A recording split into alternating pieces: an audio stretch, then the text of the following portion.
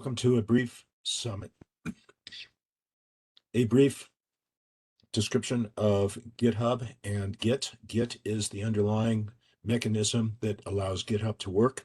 GitHub is used for saving software and being a repository so that you can do what is called version control on the software you're producing. In my classes, I usually require a project at the end of the year. And one of the things I highly recommend doing is storing your code in GitHub, because then if you make a mistake, you can go back to an earlier version. And it is so much nicer than just trying to store everything on a local system.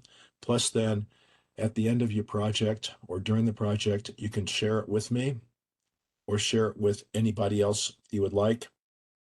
And then I'll just show you on this is we'll go ahead and share. And so then there are two things I want to show you. First of all is if I do a search for download GitHub for Windows 10, or if you have Windows 11 for Windows 11, then I can just go to the GitHub desktop, and then it says download for Windows 64-bit,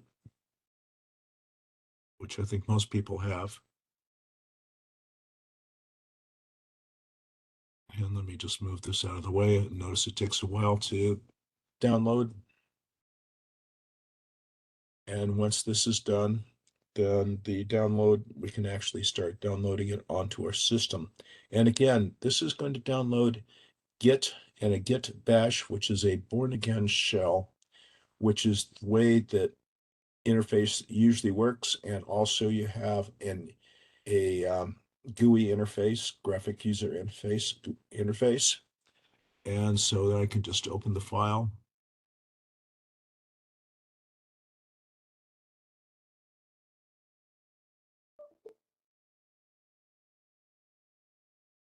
Okay. And then they'll ask me to sign in.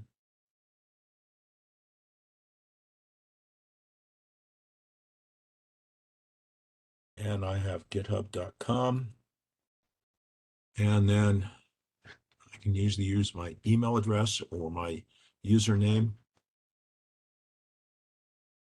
And my user address is my front range address. And my login name is Wayne W. Cook, all together, capital W, capital C. And you can, when it comes to inviting, you can either invite me by my email address or by my username. And that's the way communication is done. And I'll go into that in a little bit later. Go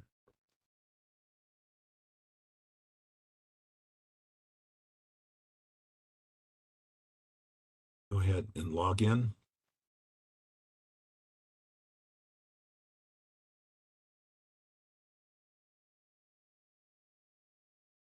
And then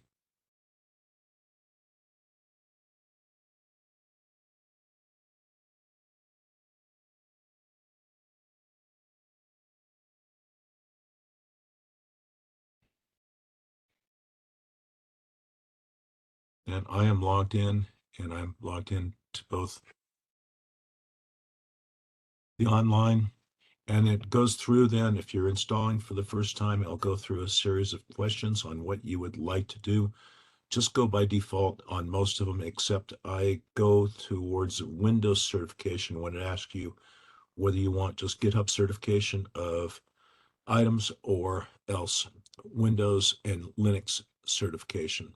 And I highly recommend going with the Windows and Linux certifications, because that is a lot more, well, a lot more secure. Then here's the standard GitHub. And then if I just go to, this is the desktop download, And if I just go to then github.com, that'll bring me to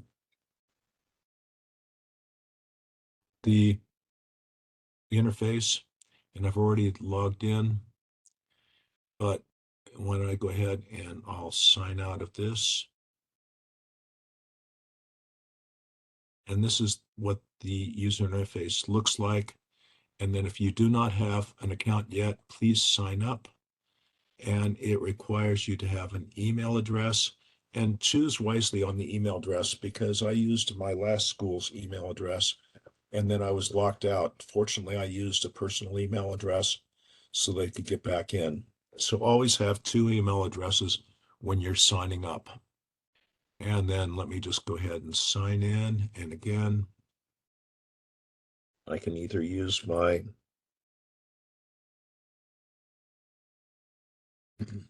name or my email address. And then my password.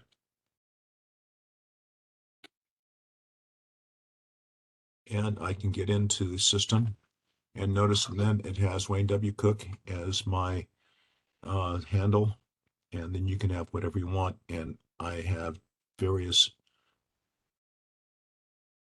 um, various profiles. And then in this, it starts to go through various files you'll have. Is these are automatically generated, and the git ignore then is for what files you do not want to save off and be copied in. And notice there's some in here like object files you do not want to have saved into the code, because they're just automatically generated every time you compile, and you don't really need them. And then this is for the control file for Microsoft Visual Studios, but we're going to be using a slightly different one, and that's why I'm not going to go through. And then like this is a project I did for my adventure in C++. I also have one in Java for the same code. I just try to keep them both up to date. It'd be hard to get it into Python, but might be able to be done if I have enough time. So then this shows you what you have. And then the other thing I wanted to show you, which I'll show you later again, is I'll get rid of the downloads. And then let's see, my adventure top. There we go. And then if I go to settings, then this is where I can add people to my workspace. And then let's see, collaborators.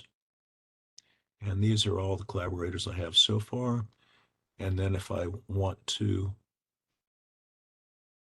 find a collaborator, I can find it. Or if I want to add a collaborator, I can add people, and I can type in either their handle or their email address, either one. So then that's it for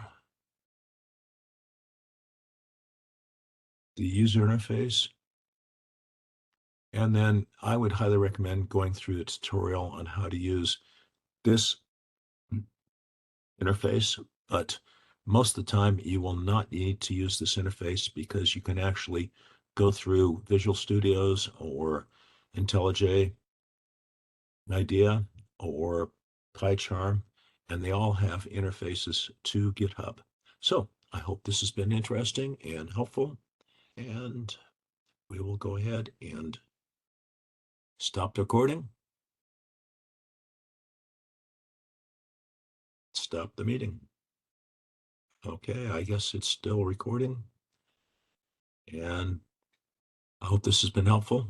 Take care.